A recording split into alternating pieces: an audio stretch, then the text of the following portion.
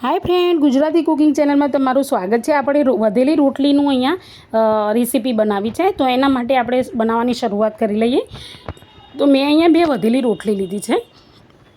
હવે અહીંયા વધેલે આ બધાની ઘરમાં હોય છે કે વધે છે રોટલી, તો શું કરવું? તો અહીંયા આપણે મિક્સર જાર લીધો છે। મિક્સર જારની અંદર છે કે આ બંને રોટલી છે ને એને આપણે સારા એવા પીસીસ કરી અને પછી એમાં મિક્સર જારમાં એડ કરીશું।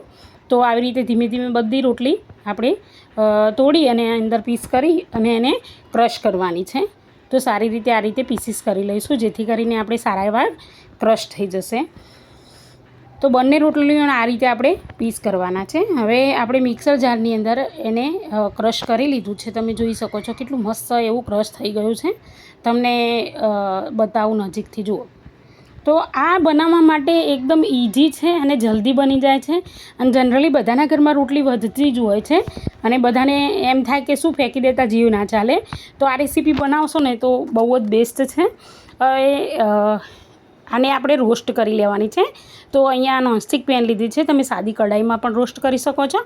અહીંયા ઘી કે કંઈ જ પણ વાપરવાનું નથી। થોડું એવું મોઇશ્ચરાઇઝર એનું આમ નીકળી જાય ને એટલે પછી એને મતલબ કે થોડી એવી કોરી લાગે ને એટલે એને આપણે એક ડીશમાં કાઢી લઈશું, ટ્રાન્સફર કરી લઈશું।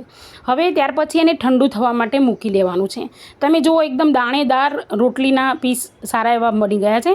હવે ત્યાર પછી આપણે એની એક પેનમાં આપણે આ રીતે ખાંડ નાખી છે અને પછી આ રીતે એને મેલ્ટ થવા દીધી છે। તો મેલ્ટ થઈ જાય એટલે તરત જ ગેસની ફ્લેમ બંધ કરી દેવાની છે અને ત્યાર પછી એમાં સારું એવું એક ગ્લાસ દૂધ રેડી દીધું છે, મતલબ 1 કપ દૂધ ચાલી રહે છે। અને એક નાનું લીંબુ હતું અથવા તો અડધા લીંબુનો રસ અંદર એડ કર્યો છે। તમને ખબર જ છે કે આપણે લીંબુનો રસ એડ કરીએ એટલે સરસ મજાનું દૂધમાં કણી પડે છે, જેથી કરીને માવાની જરૂર પડતી નથી કે નથી દૂધ પાવડરની જરૂર પડતી અને એવો સરસ એવો ટેસ્ટ આવે છે માવા જેવો।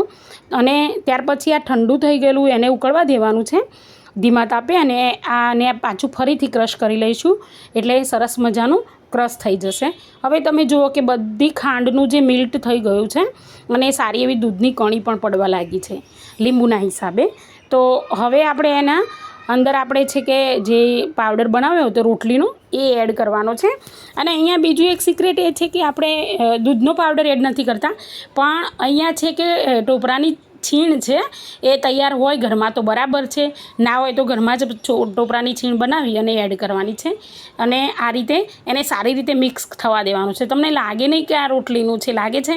બિલકુલ ના લાગે કે આ રોટલીનું છે। જો હવે ઘટતા આ રીતે પકડે છે ને એટલે આપણે એને સારી રીતે એક મોલ્ડની અંદર કાઢી લેવાનું છે। તો અહીંયા મેં ફોઇલ પેપરમાં મોલ્ડ કર્યું છે અને આ રીતે કાઢી લીધું છે। હવે 5 મિનિટ એને ઠંડુ થવા દઈશું, ત્યાર પછી આપણે એક પ્લેટની અંદર ટ્રાન્સફર કરી લઈશું।